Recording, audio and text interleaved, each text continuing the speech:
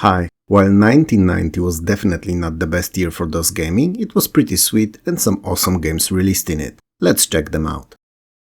It's probably not the case anymore, but for me, Red Baron was and always will be the best World War I flight combat simulator. It is one of the most fun games in the genre, even if it's not best at practically anything other historical sims are known for. Sounds stupid, I know, but let me explain. If you take the game apart and look at all of the pieces individually, you realize that they are all average or a tad above average at best. I mean, look at the graphics. They're not bad, but not even close to what VGA presentation was capable of displaying in the hands of talented artists. Sounds, well, they're a little nightmare on their own, supporting Sound Blaster but not using its full feature set. And the flight physics? Far from perfect. Definitely not realistic. The game world too is near entirely devoid of any objects other than the planes. And yet, if you begin playing Red Baron, you won't be able to put it away, it draws you in, holds you tight like a long-lost lover and does not want to let go. The campaign takes you through an entire world mission by mission, placing you in the shoes of your own created pilot.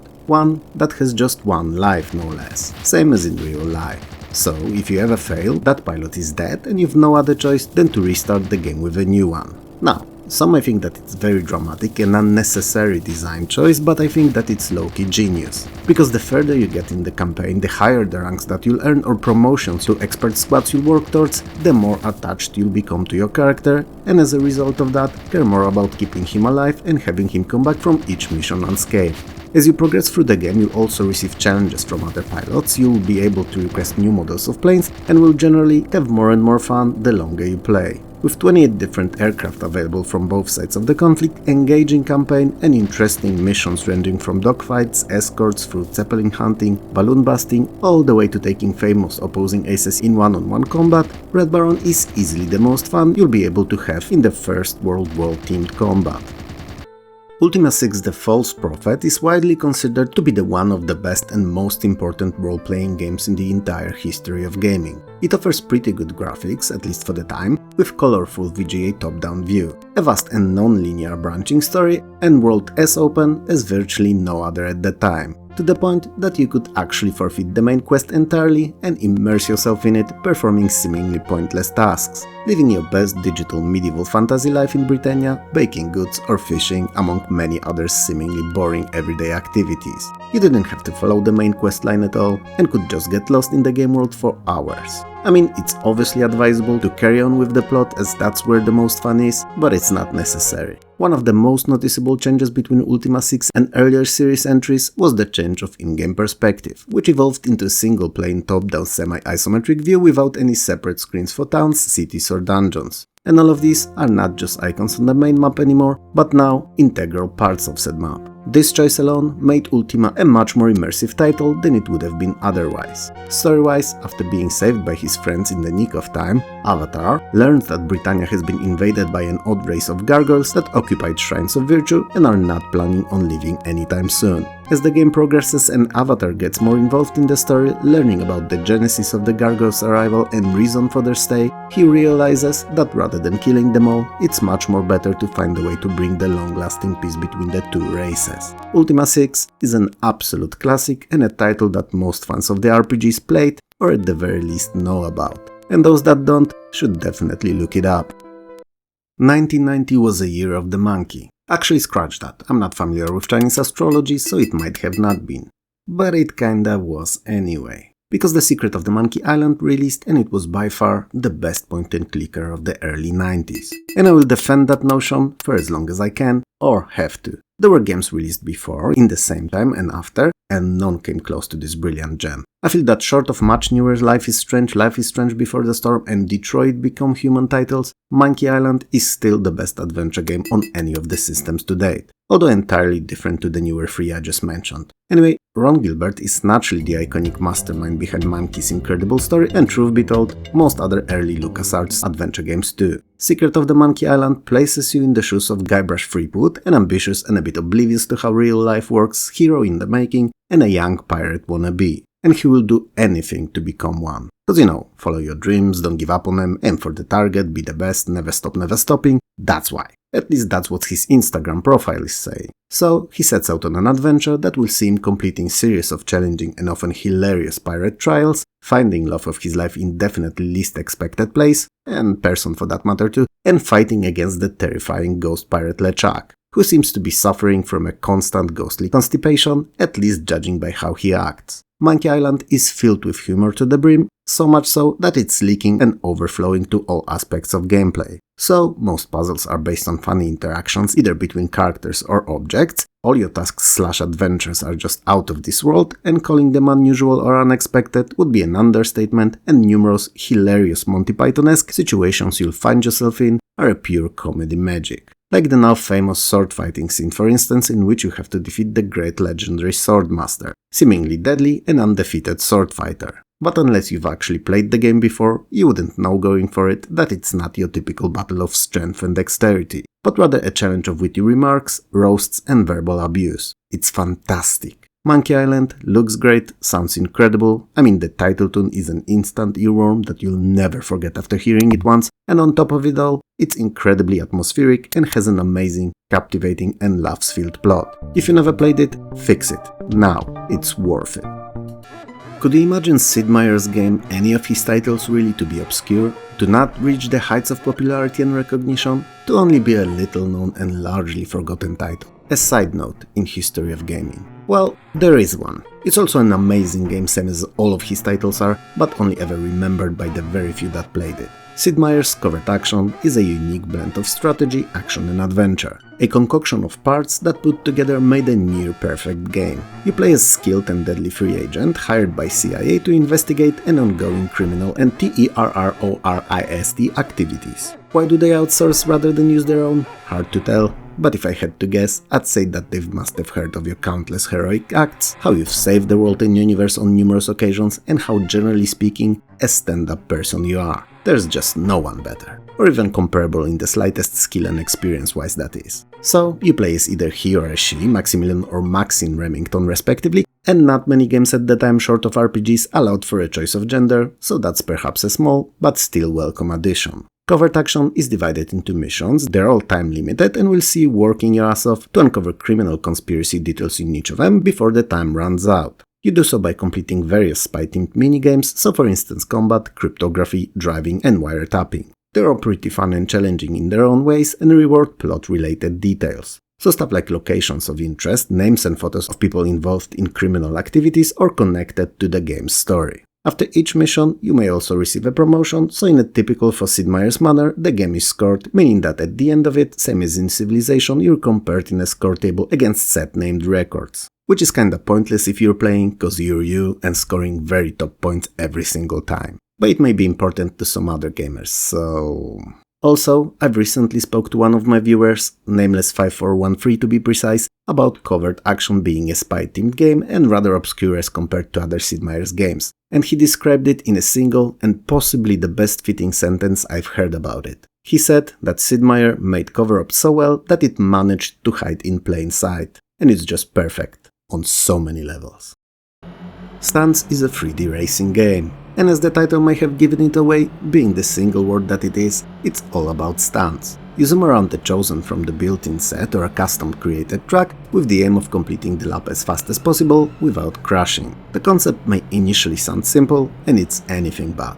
As some of the stages, especially those created by users, can be real nightmares to drive on, or even worse, filled with seemingly simple straights and turns that give you the fake feeling of being in control, with a smartly hidden jump or ramp at the end of it that, approached at the wrong speed or angle, would topple your vehicle instantly, ending your race then and there. Players' imagination has no bounds really. And since there's hundreds if not thousands of tracks available online, there's hardly an end to the nightmare. I mean, fun, obviously, there's hardly an end to the endless fun it provides. Yep, that's precisely what I said and nothing else. So if you've heard anything other than that, better go and see the doctor, as there was nothing else said there. Also, don't rewind to check, I'm definitely not lying. Not to you. In Stunts, you can race against the clock or CPU-controlled drivers, there's 11 different in-specs, filling and handling cars to choose from, and a whole plethora of various ramps, loops, jumps and other features to crash around on. And back in the day, friends of mine and I used to not only race on the included tracks, but spent hours at our respective homes designing our own, just to then meet up later and challenge each other on our own creations. Stunts, that clearly could have aged a bit better than it did, at least when it comes to presentation, is incredibly fun to speed around in, even if it's not a simulation or feature realistic damage or weather conditions. It's hella entertaining to play against friends, competing for best times on tracks that you can imagine and create yourselves. Especially when drinks are involved and all of you like racers at least a bit. Naturally I meant soft drinks, as I wouldn't like to upset YouTube algorithm again. When played alone it's not bad either, but can't compare to daredevil jumps and twist-worthy fun it provides when racing against your buddies. To summarize, with surprisingly easy and fun to use track editor, easy to pick up and play gameplay formula, Stunts is nearly infinitely enjoyable to this very day. Silent Service 2 is a direct follow-up to 1986's first title and my most favorite attack submarine simulation on the Amiga and on PC. Well, at least until Aces of the Deep, that released few years later. Simply put, it's the same game that the first one was, but bigger, better, polished and with more user-friendly controls. So, the graphics has been considerably improved and the game overall feels more modern. As a result of that, in this second outing you spend much less time looking where stuff is done and more time actually doing it. The game takes place on the Pacific Ocean during World War II, and you can either take part in historical battle, single random scenario, or play out a whole career. In the career, you're undertaking series of consecutive patrols, meeting randomly generated and assigned with more or less historical accuracy ships and convoys. Each patrol is limited by the available fuel, and the whole career usually takes several hours to complete. Silent Service 2 found itself in this very elusive sweet spot, as it was deep and engaging enough to keep you glued to the screen for hours on end, and in the same time, easy to comprehend and control, not having you read a book-sized manual or get a PhD before being able to play and enjoy it. So, if you enjoy naval simulations but don't necessarily feel the need to be responsible for every screw and bolt on your ship's hull, you'll love it.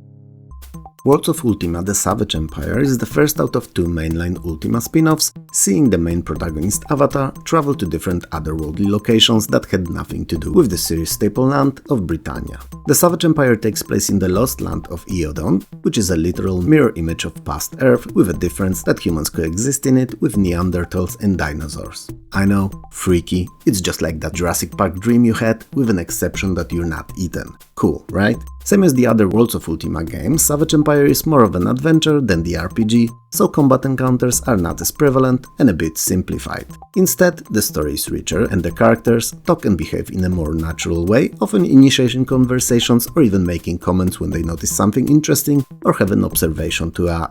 It makes them feel more real, as if they had minds of their own. Puzzles are definitely more demanding than in Ultima's 2 and will often require you giving them a minute thought to figure out the solution. Upon discovering of a strange black moon gate, Avatar seeks help of his friend and a natural history museum curator Dr. Rafking in analyzing its origin and meaning. Jimmy Malone, a reporter eager to cover the story, joins our duo and three of them embark on this seemingly innocent mission. As they experiment on the stone to learn its properties, however, something goes wrong, an unexpected explosion is triggered and it shifts them from the reality to the mysterious valley of Eodon, where modern is mixed with the ancient. Savage Empire is a great little title that, for whatever the reason, never gained as big popularity as Ultima, but is nonetheless worth your time and attention, as it's a hidden gem worth experiencing. Everyone knows Prince of Persia. At least every gamer should. Not only on PC, but as an important title in gaming history overall. Cause if you somehow don't, and claim to be a true gamer, a gigachat or a hacker man, then clearly you're lying. At least about one of the three. I mean, it's like not knowing of pizza and claiming to be a foodie. Sure, it's not a delicacy, but a comfort food it most definitely is. Anyway, for those who for whatever the reason haven't heard of the game, I'm happy to explain. When Sultan left the country to fight a war abroad, Grand Vizier Jafar orchestrated coup d'etat and took over the country by force. To solidify his rule, however, he aims to marry Sultan's daughter. Against her will, naturally. You know how they used to back in the day. To make sure that the marriage will go uninterrupted, Jafar threw her beloved in the dungeon under the palace and kept him locked off. The wedding is in 1 hour on the dot and you play as said young man. I mean, who else would you be? So, from this point onward, you have to not only escape the dungeon and get through Jafar and his countless goons to save your beloved, but also do it all in the allotted and unforgiving time limit. And you won't,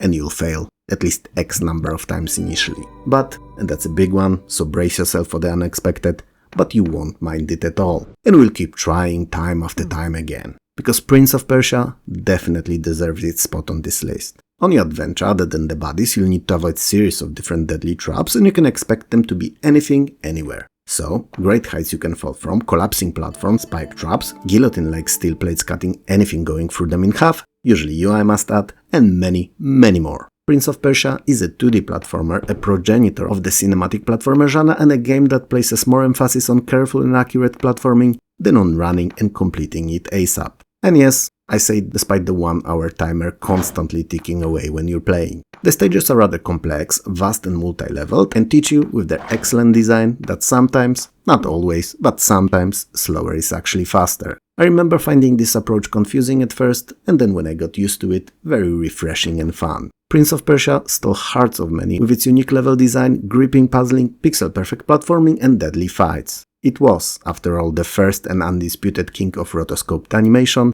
making it look more fluid and lifelike than any other game had been before. One of my viewers and friends, TN Tank Controls, has a very in-depth video on Prince of Persia on her channel, so if you want to learn more about it, make sure to follow the link in the video description below. It's worth it. Also, she's a vamp maid, so half vampire, half mermaid, so even if you view only one of her videos, you'll most definitely stay and subscribe.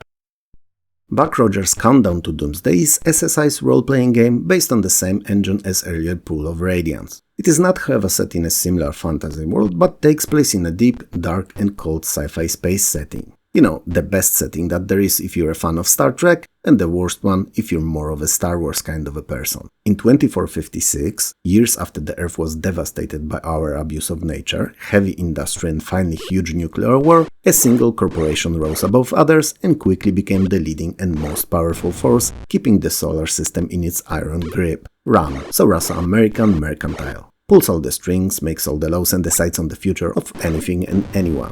Nothing and no one can compare and stand in their way. It doesn't mean that no one's trying, just that the odds are definitely stacked against those that do. One of those opposing groups is NEO, New Earth Organization. They want to restore the Earth to its former green life-bearing glory, and Buck Rogers, the universal hero and a living legend, decides to join NEO. This is where the game starts. Unlike other SSI's Gold Box games, Countdown to Doomsday's overarching ideas and mechanics are more thought out. Its plot progresses faster and has a denser served story, chock full of interesting tidbits big and small. It features 6 races of human, desert runner, tinker, Venusian, Martian and Mercurian, and more futuristic take on classes of warrior, medic, rogue and engineer. But since you can invest skill points on your own, there's much more flexibility, and they don't feel as restricting as traditional fantasy classes do. You don't walk as much on foot in Countdown to Doomsday and spend most of the time traveling in spaceships. And combat can be either identical to other games from SSI, split into individual characters battling enemies in particular locations, or can take place between spaceships. There's perhaps not as many of these encounters as the other Gold Box games tend to shower you with every 15 steps or so, but they're all demanding and require smart thinking and tactical approach. Buck Rogers is an interesting and unusual RPG, but one that fans of the genre should at the very least take a look at, as it's genuinely unique. King's Quest V Absence Makes the Heart Go Yonder is a humorous play on the absence makes the heart go fonder. And this whole sentence up to this point, I just realized, is totally unnecessary, as it's beyond obvious. Anyway, 1989's introduction of VGA graphics and its much wider spread by 1990 did one important thing for DOS gaming. It near immediately made all the previously released titles using EGA or even worse CGA look like piles of hot garbage. Plural. And I do realize that objectively speaking some of these earlier games did not look that bad, but when compared to the newer ones and given limited palette of EGA, the difference was staggering. And King's Quest V is the best example of that, as it offers both graphical modes so you can compare them side by side.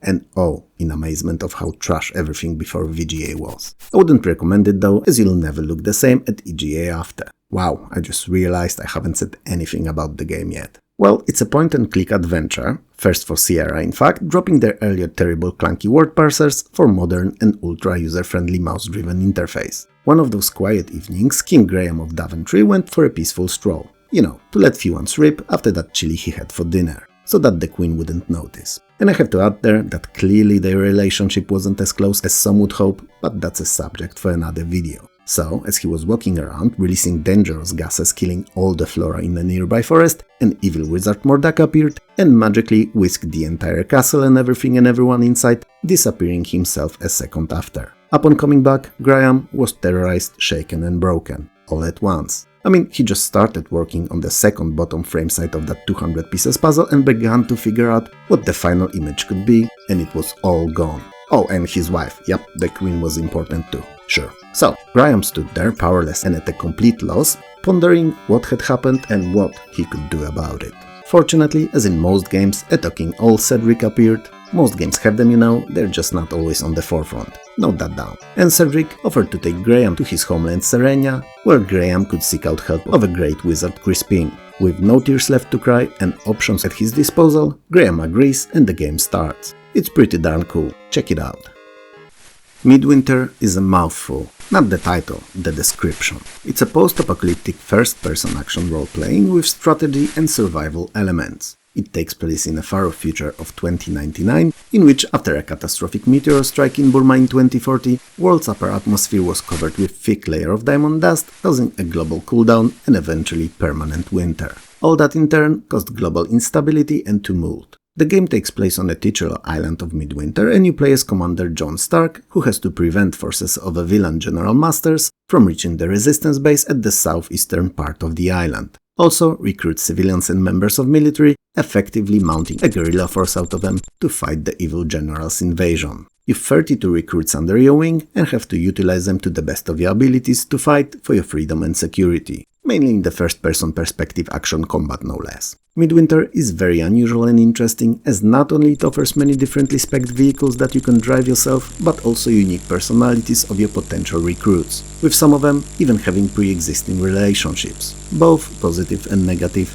and this can influence how they feel about working together. Everything about the game screams new and creative, from graphics to mechanics and eventually depth, and it actually is. But it's taken to the extreme, to the point that is also sadly plagued by the confusing and non-intuitive interface, which takes a while to learn and get used to, and it's the biggest reason for Midwinter never reaching the heights of popularity it should. If more attention was given to how it controls, it could have perhaps become one of the more well-known games, in addition to being one of the best. If you give it your time and patience though, it will reward you with a unique experience that no other game in 1990 on PC offered. Wing Commander is a space combat simulation designed by then famous Chris Roberts, now kinda infamous as his Star Citizen that's been in the development for the bigger part of the last decade, relying on thousands upon thousands of donations, is still not out yet in 2024. But all that aside, Wing Commander is a spaceflight combat simulation that Mr. Roberts himself described the setting of as the World War II in space. Wing Commander depicts the conflict between the peaceful Terran Confederation and the aggressive alien feline race of Kilrathi. And it's not a conflict that just started, no sir, it's been getting progressively more and more fierce over the last 20 years or so, and it doesn't look like it's going to slow down anytime soon. You play as young second lieutenant, fresh out of the academy and full of ideas and ideals that would never work in real life. You know, kinda like you are after college. Anyway, you are assigned to the Confederation flagship Tiger's Claw and you'll be sent on a series of various missions with the aim of helping to turn the tide of war. Each of these missions will have multiple objectives, but the progress tree is made in a way that keeps trailing forward whether you win or fail, adding a lot to the potential replayability. Naturally, the better you do, the faster you earn medals and promotions, and will have access to newer and better ships. Wing Commander is Star Wars fans' wet space dogfight dream. It's fast, action-packed, and so rewarding when you master the controls and begin feeling comfortable fighting against the cat-like invaders. It features many different races and sides to the conflict, and even though I preferred Frontier to Wing Commander as a game, I have to say that it's quite fun nonetheless, and I understand its cult-like popularity. Wing Commander's dynamic mission structure is fun, and the variety of ships and missions make for a very enjoyable and unique at the time experience. The Oregon Trail is one of the very first few roguelites ever made. Yeah, I said it and I stand by it. Because if you think about it, like really do, and what it's all about, I'm sure you'll agree. Anyway, you have to get from Independence, Missouri to Willamette River and Valley in Oregon. Before you depart on this perilous journey, however, you have to stock up on provisions. And it's the first of multiple balancing acts that the game is. This time of having to figure out what to take and in what amount to have it last as long as possible. But also not wait too much and slow your travel down. You would, after all, like to ideally reach your target before the winter. If you somehow manage to never play or hear of the Oregon Trail, you're in hell of a ride. cause those preparations alone are nothing, and the most quote-unquote action is on the way. While traveling, you'll need to plan out your daily schedules too, taking your group's needs into consideration, so how much they should eat, when to rest, the speed of the travel, etc. And all of these not only interact with each other, but also influence your entire adventure. So for instance, higher pace movement will get you to Oregon faster, but is far more tiresome for your group and also increases risk of injuries and accidents considerably. Same with food. The more they eat, the stronger they will be and more resistant to diseases, but keeping those bellies full like beach balls at all times will also have you stopping to hunt more often. So yeah, each minute of your adventure will be filled with decisions to the brim. Some important, some less so, but all fun to weigh the implications of. You will also hunt, cross rivers and react to various happenings, good or bad, that will without a shred of a doubt sooner or later befall upon your group. Oregon Trail is one of the most influential games in history of gaming and countless kids grew up with it, learning about stock management, hardships of colonial times and the infamous dysentery. But most importantly, about choices and their consequences, which I feel is something youth of today could use a lesson in. Which is an odd thing to say for me personally, as it took me years to grow up to the point where I was ready to take responsibilities for my often wrong calls. Anyway, interestingly enough, not many people realize that in reality, most of us saw either Oregon Trail Deluxe or Oregon Trail 2 growing up, rather than this first title, which compared to the other two is very simplistic and poor in features.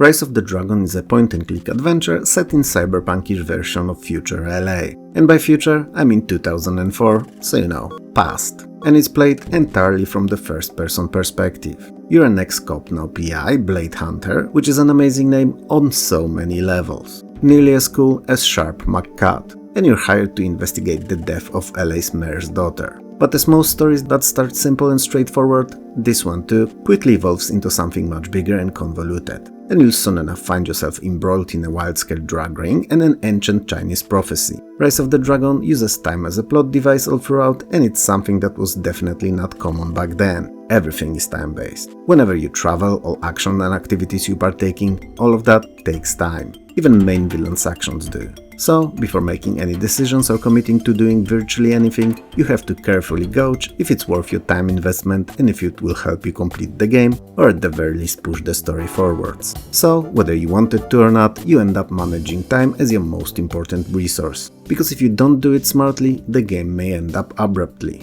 Not gonna lie, even if it's an interesting idea and quite well implemented, I always felt that the timers of any kind are limiting and incredibly annoying. To me. It doesn't really have to be the case for you. Additionally, all the characters you talk to remember your responses, meaning you have to make sure not to say something offensive that will prevent them from helping you later on if needed. Rise of the Dragon features a few endings, but since they depend on choices taken and outcomes of said choices, you're only going to see one per playthrough. While it may not look like a lot at the first glance, I can assure you that Rise of the Dragon is a very good game. If you're one of those people who not only love adventure games, but also have a mental discipline to stay on a strict schedule and not waste a minute. Centurion is a de facto Total War game, released 13 years before the first official title in the series was, and by a completely different developer. Boom! And now your mind is blown and you sit there nodding in agreement. Or the opposite, scratching your head, wondering what this crazy person from behind the screen is on and where to score some. Still, I got your attention and that's a win for me. And if I didn't, let me know in the comments below. You see what I did there? I swear I should be hospitalized. Anyway, Centurion Defender of Rome, unlike the aforementioned Total War titles, is a mixture of turn-based grand strategy in the vein of Risk and real-time top-down isometric combat encounters. The main strategic map depicts Europe and North of Africa divided into sectors that loosely correspond to kingdoms as they were back then. This is where you and your enemies command your armies into battle and conquest on both land and sea. It's also where you manage and expand your provinces, where you organize chariot racing games, gladiatorial combat and recruit more units. Not necessarily in that order. These first two are a real nice and fresh feeling break from the overarching strategic gameplay and can even be profitable if you get used to and master their controls. And you know, the more money you have, the more armies you can form and become a more formidable force in the ancient Rome. Tactical battles take place in a Total War-esque environments, so battlefields, where each army has all their units present on opposing sides of the screen at an angle. These can be ordered to take various formations and stand on defense or attack if instructed to. It's definitely a highlight of the game, as it was one of the first titles, at least to my knowledge, that put as much attention on importance of units formations, flanking, attacks and morale. To summarize, Centurion is a very simple strategy with surprisingly deep, for the time it released in, tactical combat, and a blast to dive into once in a while. Jetfighter II Advanced Tactical Fighter is a flight combat simulation in which you can pilot one of 3 iconic aircraft from the previous century: F-14 Tomcat, F-A-18 Hornet and F-16 Falcon. They are complemented by an addition of brand new F-23D Advanced Tactical Fighter that's equipped with stealth technology. This time, however, the game does not take place in Middle East, Asia, Africa or any other exotic location, but instead is set in the US West Coast, with San Francisco and its most important landmarks portrayed in appropriate for 1990 detail. So you know, a few rectangles and an occasional line here and there, and maybe a sphere for good measure. But they're recognizable, and that counts. You're not facing any invading force of any kind this time, but fighting against the private army of a notorious drug baron. Jetfighter II uses an active campaign model known from few other simulations of the time, so your successes and failures dynamically affect the overall state of the conflict. You have Phoenix, AMRAAM and Sidewinder missiles to deal with the enemy forces and your personal insecurities, and I can tell from experience that they work great for both. The cannon's there too, but I'd only use it in a close distance when each and every second counts. Modern for the time VGA graphics, unparalleled realism and fun missions made Jetfighter II one of the best flight combat simulations of the early 90s. Rick Dangerous 2 is a direct and surprisingly decent follow-up to year prior's punishing platformer. Also, a character who for all intents and purposes is a budget Indiana Jones, sporting similar attire and personality, but also considerably chunkier physique and a nose that just screams whiskey all day every day. I mean, why does he drink? It's hard to tell, and frankly I'm not too curious as long as he manages to do what he's there to do. And he does, like a boss. So on shaky legs, with a terrible breath and inability to operate mechanical vehicles for the next 8 to 12 hours. Anyway, Rick Dangerous 2 starts directly after the first one, which culminated with the alien invasion coming to Earth. So, as the game opens, they land in the heart of London.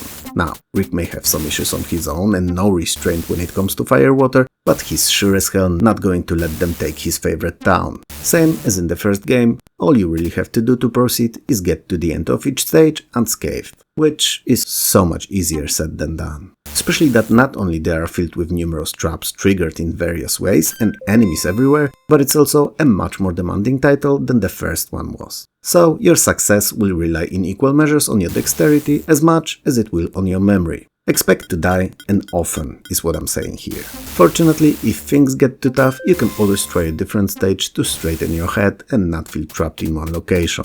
So, first 4 out of 5 stages can be attempted in any order, and the last one is unlocked upon completion of these. Oh, and it's called Fat Guy's Headquarters, which is just the sweetest and most unapologetically early 90s name that you've seen. Rick Dangerous 2 is a fun but really punishing game, and while it always had a place on my hard drive back then, I wouldn't even hope to complete it in its entirety today.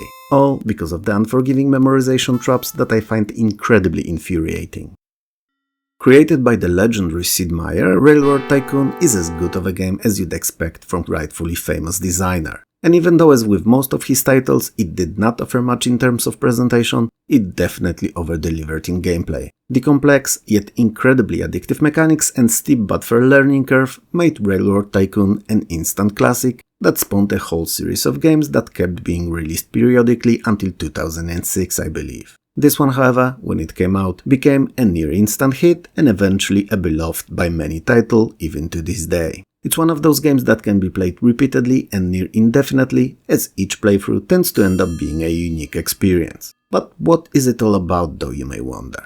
Well, if the title and overarching theme of the background footage hasn't given it away yet, it's a business simulation where you're responsible for micro and macro managing of your own railroad company. From laying off tracks, building stations and purchasing engines, through expansion over the map, train scheduling and hauling of cargo, mail and passengers, to finally becoming the titular Railroad Tycoon. And since you start with $100,000 only, after taking out loans and selling stocks, it will take a long while to get there. Or a few good and well-executed investments. In the end, after all, it's all up to you to figure out this financial puzzle, isn't it? Okay, you don't really plan to become a tycoon per se. The ultimate goal is to retire with a lot of money and then become the president or prime minister, depending on the continent you play in. So, while it's an ambitious goal indeed, and one definitely requiring a lot of money to pull off, it's one that will guarantee tons of fun over numerous hours-long gaming sessions. Xenon 2 Megablast is a vertically scrolling shoot-em-up. The Bitmap Brothers' signature presentation is easily recognizable for those who previously had Amigas in this one, and of the usual for them superb quality. And that's pretty much all the good that I have to say about it. I don't like it, never did, and most likely never will. I know that nearly everyone does, it's also why it's in this video, but for me, it's just not fun. Which is unusual, as I tend to enjoy most arcade shooters to a degree. The goal of Megablast is to survive 5 rather big stages, killing hundreds upon hundreds of enemies, ginormous bosses, and collecting pellets that all of these leave behind, and then using those pellets to purchase power-ups and weapon upgrades for the challenges ahead. Xenon 2's graphics are beautiful and detailed, it's a fact, but the color palette used, which looks like a shoddy port from the Amiga, makes it seem samey all throughout, with shades of brown and grey seemingly used to build the entire game world. It's boring. Gameplay-wise, it's not bad, but not really my cup of tea, and I really can't tell why. Could be better, could be worse, I just don't care. The framerate though, at least to me, is heavily disturbing and leaves a lot to be desired, supposedly running at 25 FPS but feeling like half as much most of the time. It's a me problem though, so don't take my word for it and check the Megablast yourself, as thousands of gamers all around the world are less likely to be wrong than a little old me. So yeah, historically, Xenon 2 was an important and well-received title that I never found a single reason to like. Link's The Challenge of Golf is a first title in the long-running, famous series of golf simulations games by Covert brothers, who were well known for the earlier cult classic leaderboard golf titles. Link's aims to be a realistic simulation of the sport using high-color VGA display and making sure that all the staples of the sports and hazards are represented accurately. So trees, water, sand traps, fairway and rough. Everything. Ball physics are also quite believable, responding differently not only to the surfaces they land on or bounce off of, but also clubs that are used and weather conditions. The ability to watch replays from different angles is a nice touch too, if nothing else, then at least to help the game feel as close to real life as possible. PC's Link's is an interesting title, because when compared to even the basic Amiga, it gets crushed color-wise, because Commodore's system displays 4096 of these at once, instead of only 256 on PC. But as soon as we talk gameplay, it demolishes Amiga, running buttersmooth on many moderate for the time configurations with very sporadic and short load times running comfortably out of the hard drive installation. Amiga's outing is infamous for obscenely long load times, sometimes lasting minutes on slower systems. So that's a win for PC if there ever was one. Also for fans of the sport, but that was implied.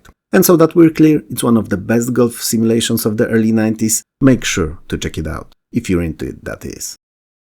WIzardry, Bane of the Cosmic Forge is the 6th title in the long-running WIzardry series of RPGs. It's also a first entry in the Dark Savant trilogy. Cosmic Forge is a magical pen that when used to write something with, it makes it instantly true. It's a power, the likes of which none had ever seen, and could prove to be both the biggest help and a threat to the world. A group of adventurers ventures into the old castle in which the king, queen and the wizard created the pen years before, and then disappeared without a trace. Since no one's been in the castle in the last 100 or so years, fearing to enter this seemingly haunted structure, your group has a chance to uncover what had transpired and maybe even find the mythical Cosmic Forge. And it's easy to tell that WIzardry takes place in medieval fantasy setting, as if it was the real world, the one we live in. The castle would have long been either full of squatters cooking sausages on open fire and toasting bread on radiators, or remade into questionable safety drug den, with used needles everywhere. As in previous games in the series, you create a 6-man party at start, picking between 11 races and 14 classes, mixing and matching them to customize the group to your liking.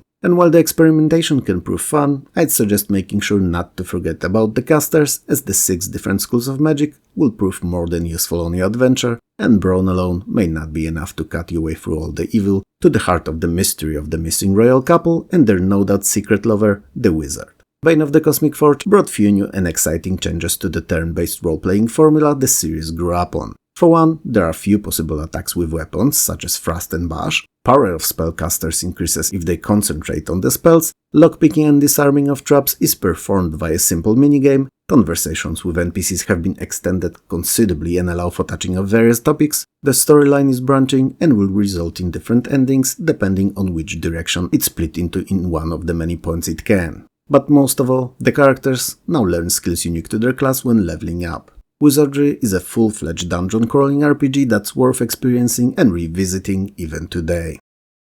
Golden Axe is one of the best early 90s arcade beat-em-up conversions for PC, even if slightly limited by the platform's hardware capabilities. Some cuts obviously had to be made to the original, and henceforth some frames of the animation are missing, and it's not as good sounding as in the arcades, but other than that, everything is nigh perfect.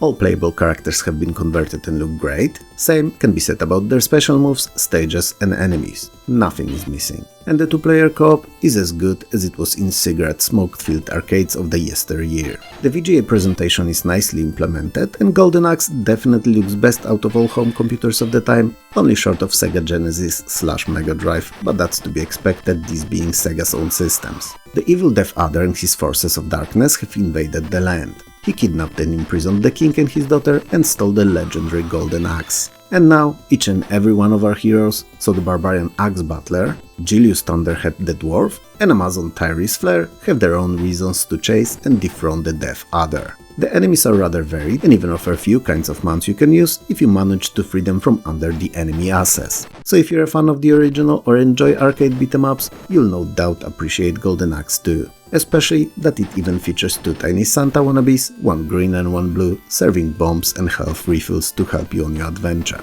All in all, Golden Axe on PC is one of the better conversions of the game to any home system, and any real beat-em-up fan should do himself or herself a favor and try it out. Quest for Glory 2 Trial by Fire is a sequel to Sierra's So You Want to Be a Hero and an adventure game role-playing mixture. Unlike its predecessor, Trial by Fire takes place mainly in two cities and the surrounding them desert.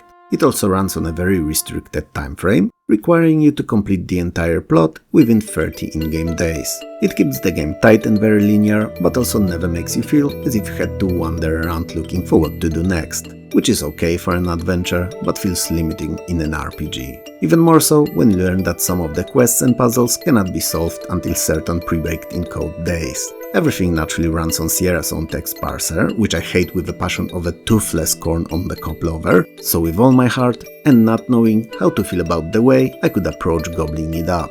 It's a gripe that I have with the game though, and it should neither speak to its quality, which is rather stellar, nor how fun it is to play. And most who did will stand by it. Well, apart maybe from the first few hours of the game if you don't have access to the manual, as the navigation of the city is extremely difficult and a nightmare without it. Soon enough though, if you persevere, you'll get magical map and will be able to fast travel between the hotspots, which negates the issue completely. As far as I know, this design choice was a very primitive form of early DRM. Anyway, you can naturally play as thief, fighter or a wizard, and eventually will even be able to become a paladin, but since it happens at the very end of the game, and only if you play your cards right, access to its skills is only ever realistically used in the following games in the series, if you import your character into them. Combat is real-time, takes place on separate screens and is action-based, utilizing high, mid and low attacks, as well as parrying and dodging. Naturally, as you progress through the game, your proficiencies and skills will improve by either training, fighting enemies and performing various actions related to said skills. It's a fun system and one that was only improved with the later additions to the series. Story-wise, after getting into the desert city of Shapir, that is one of the major locations in the lands of Kata,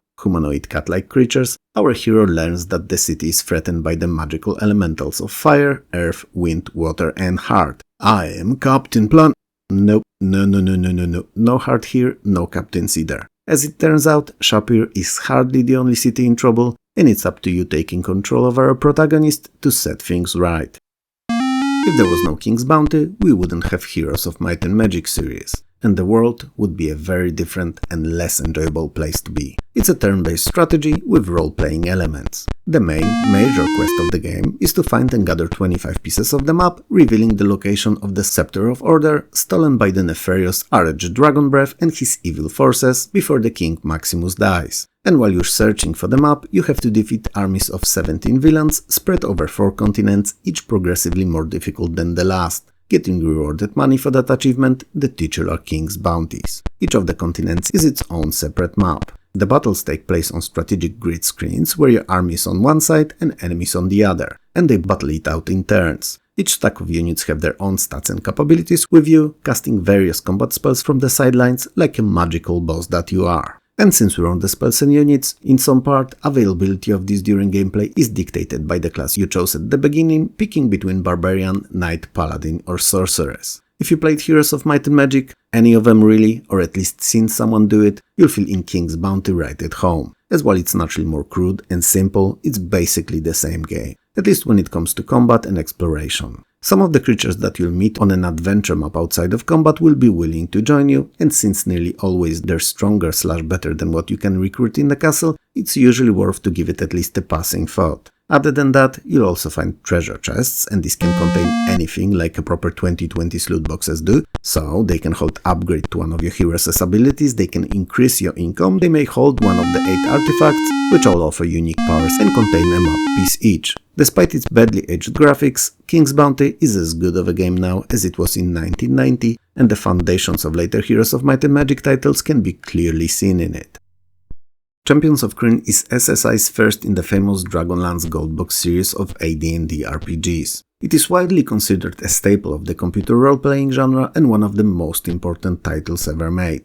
The plot follows your party's quest of finding and defeating the evil Myrteny and his supporters, who by ambushing innocent settlers, proved that neither him or his forces of evil are as weakened as it was presumed. That's the short of it at least. Well, and the long too, as it's literally just a tiny bit more complex than that. But back then, all you needed as motivation was amazing gameplay mechanics and a fun storyline. And this one, even if initially simple, will get better the longer you play. At the start, you have to create your party of up to 6 adventurers, building them from staple AD&D Dragonlance races and professions. If they manage to survive the story of the game with you behind the wheel, then first of all it's a miracle, and secondly they can be imported in the follow-up Death Knights of Krynn to keep improving and having new and exciting adventures. The most unique feature of Champions of Krynn, and really all other Goldbox titles too, was the fact that while the traversal was in first person, 90 degrees turning tile-based mode, very familiar to gamers back then, combat encounters took place on flat, top-down viewplane, where each of the player's characters was controlled individually in turns. It made those battles much more tactical, taking many of the environmental objects and obstacles into account and letting you really get lost in the strategy of planning out your combat encounters to cause as much damage as possible to as many enemies as you can while sustaining minimal losses yourself. Naturally, it only sounds easy and simple because it's anything but. The fun is all there though, and set combat encounters are definitely a highlight of Champions of Krynn. While all SSI's RPGs of the time may be a bit difficult to stomach for a current modern player, they are no doubt important titles in the history of gaming, and definitely still fun to play if you overcome the first impressions that may initially feel a bit alienating in 2024. 1990 was one of the first few years I would consider the gold era of DOS gaming. It was perhaps not the best of them all, but definitely not lacking in quality releases. What do you think of it though? Let me know in the comments below. If you liked the video, hit those like and subscribe buttons below. Smash them if you have to, it helps more than you could ever know. Also, I would like to thank you and all my amazing Patreon and YouTube members for helping this channel keep going. And last but definitely not least, I would like to thank all the wonderful folks who record and upload playthroughs, let's plays and other retro-centric videos here on YouTube, because they help to preserve the games that would have otherwise be long forgotten. So thank you.